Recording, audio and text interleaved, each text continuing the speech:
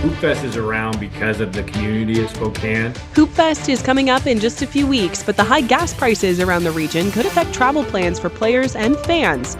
Coming up, how the event might look different this year. Our unsettled weather pattern continues this week. What I'm tracking as far as showers and your temperatures. Plus, how an I-90 car chase through Spokane Valley required deputies to use a helicopter to track down the driver. We'll show you how it ended. That's ahead tonight on your Night Report.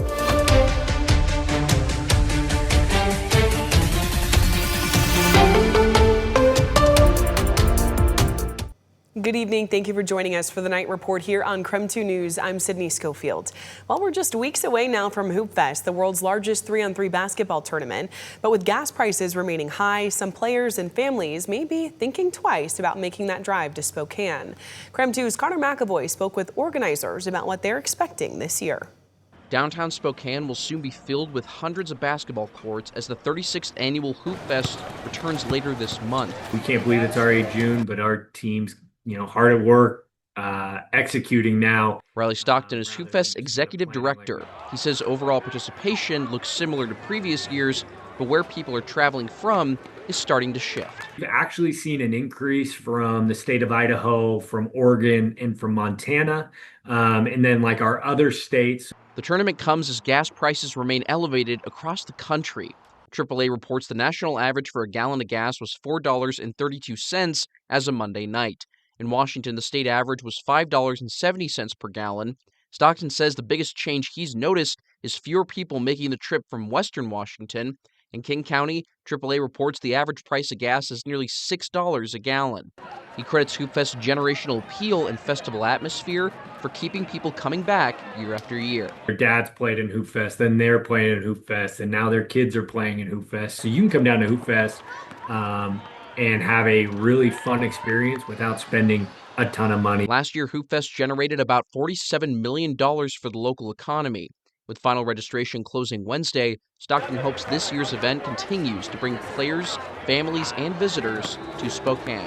Hoopfest is around because of the community of Spokane. Connor McAvoy, KREM 2 News. All right, it's time to talk weather now. If we're talking Hoopfest, that means it's June officially, the first day of June, the start of meteorological summer. But it sure was stormy out there today, Cody. That is exactly right, Sydney. And preliminary from what I've seen, I was taking a look back at other June 1st within the last 25, 26 years. And today may have actually been the coolest one that we've had so far, at least when it comes to our high temperature, where before the coolest temperature was 63 degrees. Today we topped out at 62. So we're going to continue to keep an eye on that, but something of note to keep in mind of as we head into the rest of this week. But we've been keeping track of that unsettled weather around our region today. And even right now, as we head into this evening, we're at 55 degrees for us. At least our winds have lightened up coming out of the north right now. As we check in around our region, you can see Coeur d'Alene and Sandpoint are in those mid 50s right now. Wenatchee and Moses Lake still hanging on to those 60s for us tonight. Taking a look outside, we had those scattered showers, but you can see those died down as our evening continued. Heading into tomorrow morning, we should start to see a calmer start to the day. Temperatures gradually warming up into those low 60s by 10 o'clock in the morning. We're expecting a high about 71 degrees tomorrow, so right around our seasonal average, warming up into Wednesday. But Wednesday is also bringing our next round of more active weather into our region with some more chances of showers. I'll have more of what's behind that potential for more showers in our forecast coming up later. Cody, thank you. All right, check this out. Over the weekend, Spokane County Sheriff's Office used their chopper to catch a reckless driving suspect. So you can see that suspect here speeding on I-90, and you can see the patrol car there behind it. They're heading westbound here, kind of near the Evergreen exit. Now, deputies say that they clocked the driver at more than 115 miles an hour. The Sheriff's Office activated a helicopter to help track the suspect because they would not stop for deputies in the patrol car.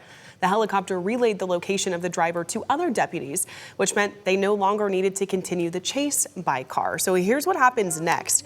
After the suspect stopped and got out of the car near Liberty Park Library, the helicopter crew relayed the location to ground units who found him, you can see it here, and arrested him. He was put into jail on several charges and his car was impounded.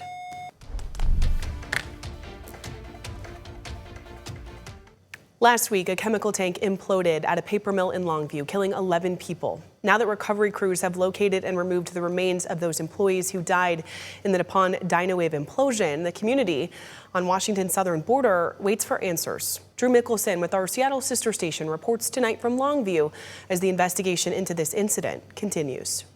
So many questions remain unanswered. How and why this happened, and what will truly be the environmental impact of the whole thing. While the families and this community wait, they're not just waiting around.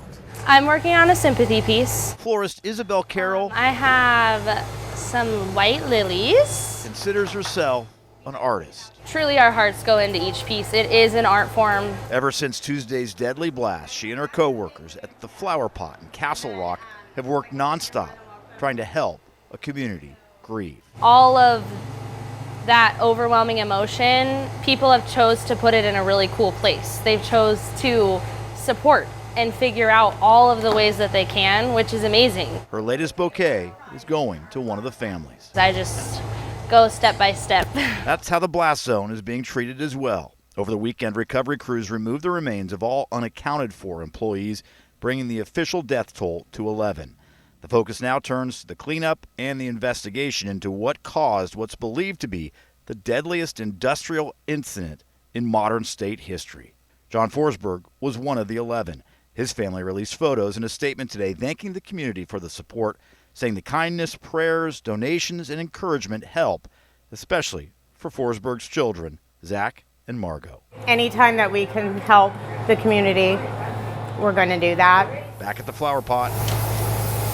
It is definitely our way of giving back how we can. A different kind of first responders will work their front lines to help their town. Lots of times you see a lot of anger after events like this that it makes a lot of sense, but I love that our community has just chose to figure out how to show up for everybody. Over the weekend, we saw a community barbecue and a car wash held by a restaurant right here across the street from the plant. Thousands of dollars were raised for the families. The Flower Pot is offering discounts to any of the families putting together funeral arrangements this week. In Longview, Drew Mickelson, KREM 2 News. Drew, thank you. Now, environment and ecology experts are also tracking the impact to wildlife in the area following the implosion. The Washington Department of Fish and Wildlife recovered nearly 2,000 dead fish from ditches, sloughs, and waterways near the mill. Most of the recovered fish are non-native species, including carp, catfish, sunfish, and bluegill. Crews are flushing water through the ditch system and expect the number of recovered fish to increase. To date, we have not observed any confirmed fish or wildlife impacts within the Columbia River main stem. All of the impacts have been isolated to the ditch system surrounding the incident. State and local officials say tests show Longview's drinking water remains safe. A Spokane man is accused of shooting and killing his girlfriend over the weekend. He now faces a second-degree murder charge. Court documents show 25-year-old Tucker Mosley allegedly shot his girlfriend in the chest early Saturday morning near First Avenue and Elm Street. Investigators say Mosley claimed that he acted in self-defense, telling police his girlfriend pulled out a small knife and moved toward him before he fired his gun. However, documents show that police never recovered a knife from the crime scene. And a neighbor told us that he's heard yelling coming from the apartment building. Randomly, some incidents with the neighbors across the street. I've been hearing screaming and whatnot. Now, court records show the two allegedly have had domestic violence incidents in the past. We'll keep you updated on this case.